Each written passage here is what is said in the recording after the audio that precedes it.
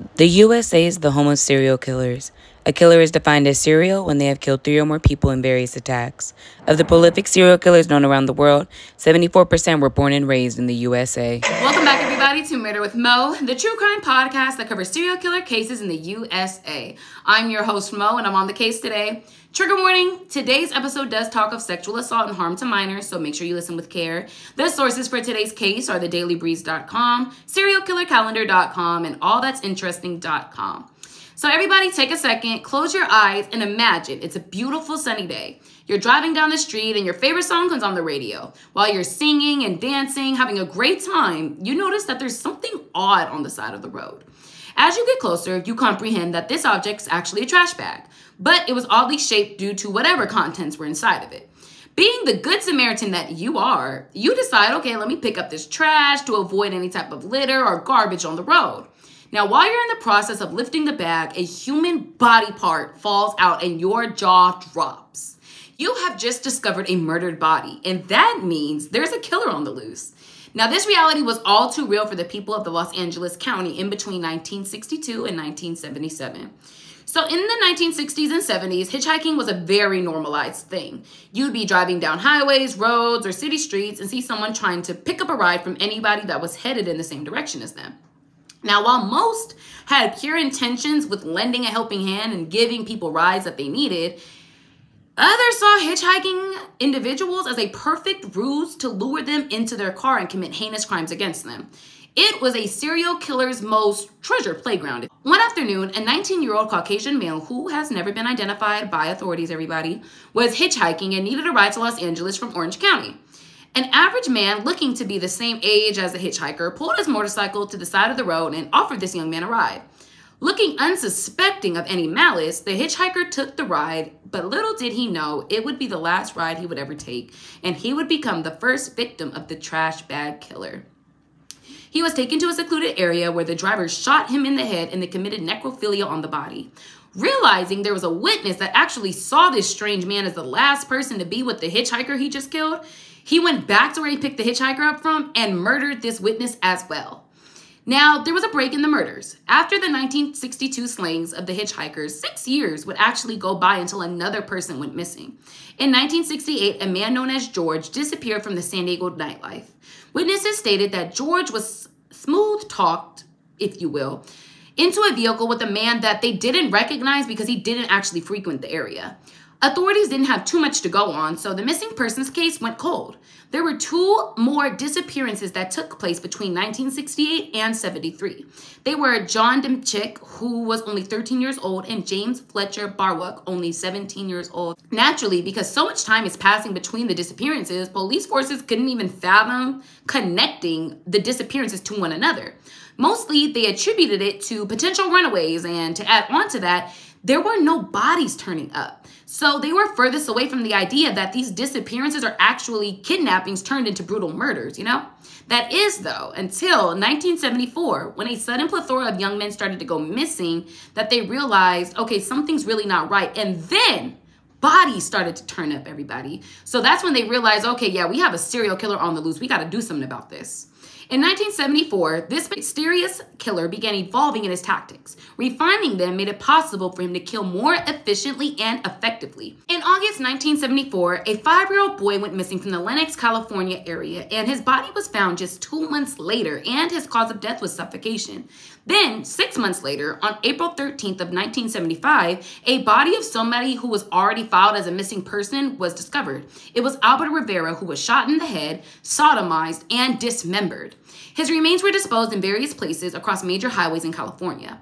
From April 1975 to February 1977, 15 young men were discovered, most of which had been shot in the head, dismembered, sodomized post-mortem, disemboweled, and left in trash bags across various highways. Do you know how hard it is to disembowel somebody? So at this point, now authorities are able to connect some deeply disturbing details and realize that, okay, this is one person. March 13th, 1977, nearly a month after the most recent body of this killing spree was found, a 17-year-old boy named John LeMay went missing. The day of his disappearance, he chatted with a few of his neighbors and told them his plans for the day. He specified he was going to Redondo Beach to visit with a man named Dave that he met earlier in the week. Now, this didn't really seem unusual to the neighbors, so they didn't ask too many more questions about it. And when the conversation was over, John went on his way to meet up with Dave. But as the day turned into night and there was absolutely no communication or sign of John coming home when he should have been, the El Segundo police were called. The detectives on this case interviewed the neighbors that had last spoken with John and got the name Dave as potentially being the last person seen with him. Detectives were able to swift through potential Daves in the area and found the exact person that they were searching for, David Hill. So after finding the potential last person to see John alive, detectives decide, let's take a second and dive deeper into this person. Let's go look at his background before bringing him in to talk and get more information. They find out that David Hill was really just your average married middle-aged man. I mean, he worked a steady job to pay his bills and lived in the Los Angeles area. He owned a home and shared it with his husband, Patrick Kearney. Now, initially, when investigators interviewed Hill and Kearney, they weren't suspicious of them having anything to do with John's disappearance. They figured foul play must have come over John sometime before he would have been able to make it to their house, as they claimed that they never saw him that day. Now, that was until about a month later when John LeMay's remains were discovered, wrapped in plastic bags in an 80-gallon can in the Temescal Canyon. El Segundo Police Detective Roger Cal noted that there were similarities between LeMay's death and the deaths of numerous other victims, all young men whose nude bodies had been found near highways in four Southern California counties since April 1975. So with this newfound revelation, detectives quickly decide they need to get Hill and Kearney back to their station for further questioning, as they suspect one of or both of them have something to do and are the serial killer that they've been looking for since 1975. Now, warrants were issued for the arrest of Kearney and Hill on June 3rd, but before authorities could detain them, Kearney and Hill resigned from their jobs, packed their bags, and fled off to El Paso, Texas to avoid arrest. Evading police detection for an entire month, the two fugitives' families begged them to end this cat and mouse game they were playing with authorities, and both of them families told them the best thing that there is to do is to come back to California and turn yourselves in. This isn't going to stop until you do that. So on July 1st, 1977, both Kearney and Hill returned to Riverside County and turned themselves in to the sheriff's department. Both were charged with the murder of John LeMay. Now, detectives separated the two, and they were hit with a slew of more charges. While the couple were on the run, the investigators got a head start in putting together a strong case that connected the murder of John LeMay with the other unsolved killing/disposal of young men over the years. So while in custody, David Hill was flabbergasted, maintaining that his innocence should not be questioned.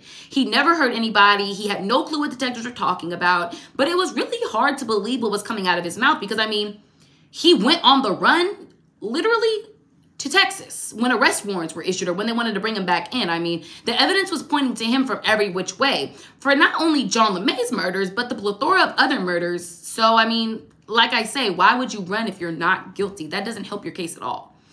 The conversations, though, that detectives were having with Patrick Kearney, however, had a completely different vibe than David Hill's. When detectives were making him known that the growing evidence against him and Hill was overwhelming to overlook, Patrick Kearney does the unthinkable and actually shocks the detectives in the room.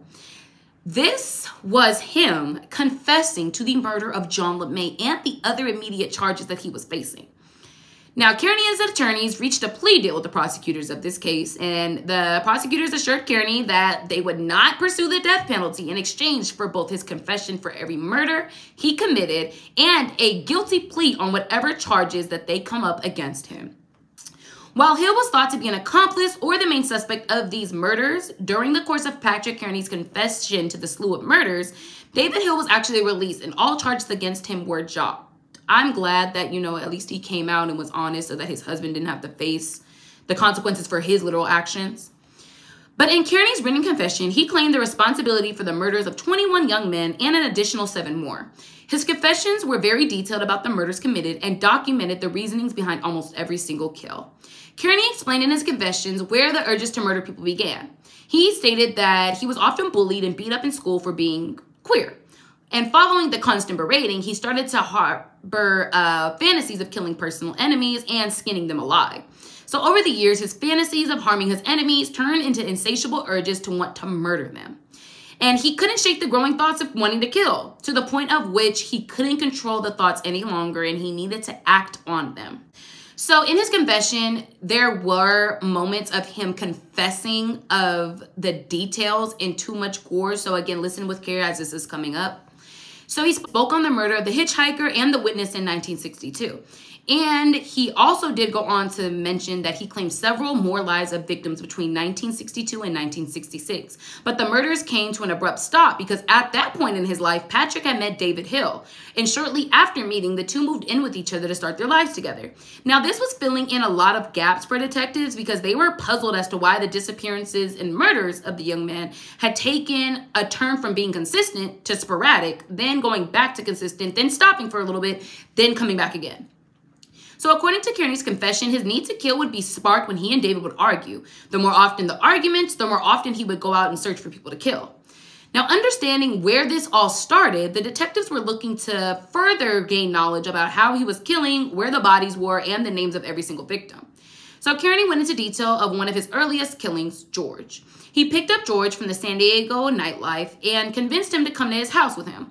Now, once George was comfortable enough and actually fell asleep on the couch, Kearney shot him in the temple while he was sleeping and then dumped his body into the bathtub and sodomized him post-mortem.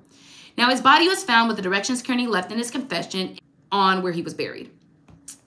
Kearney would pick up his victims along the freeway as hitchhikers or at gay bars in either his Volkswagen or his truck.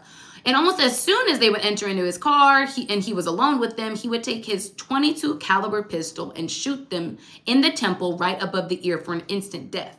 Now, in most of his killings, he would take their bodies to secluded areas to engage in sexually violating acts with their bodies. Now, after finishing his deeds to his satisfactions, he usually mutilated and dismembered the remains with a hacksaw before disposing of their bodies in industrial trash bags in various locations, including canyons, freeways, and sometimes landfills if he knew that his disposal sites had too many people around them. Now, upon disposing of the bodies, he would actually scrub the bodies clean in hopes of eliminating any fingerprints he could have possibly left on them that were his. And then he became accustomed to disemboweling his victims so that the stench of death would not penetrate the noses of people in the surrounding area. Sick.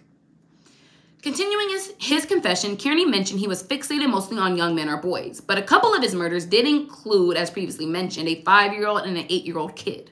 His youngest victim was Ronald Dean Smith, that was from Lenox, California. He disappeared August 24th, 1974, and was never seen by family or loved ones again. Another child victim of Kearney's was 8-year-old Merle Hondo Chance. He lived in Venice, California, and went missing on April 6, 1977. Kearney said he would notice Chance because he rode his bike quite often past his place of business. And on April 6th, Kearney suffocated Chance and took his body home with him that night. He later went on to dump his remains in the Angeles National Forest. So Chance's remains were then, of course, found on May 26, 1977, and it was documented that Chance was actually the last known victim of Kearney's. So since Kearney did enter into a plea deal and did not go to actual trial for the murders, he was charged with the 27 counts of murder and was given a life sentence for each of them. He did confess to a total of 28 murders, and police were certain he was responsible for the other 7, but in those cases, they lacked any physical evidence to really charge him with any actual murders of the young boys, which is just insane. Like I said, if a killer tell me he did it, I'm gonna believe he did it. So as of 2024, Patrick Kearney is 84 years old and currently incarcerated at the California's Mule Creek State Prison, where he will continue to stay to serve out his sentence. For today's episode, let's take a moment to remember the young men and their families who were brutally affected by Kearney's deranged actions, and their names will be in this next slide.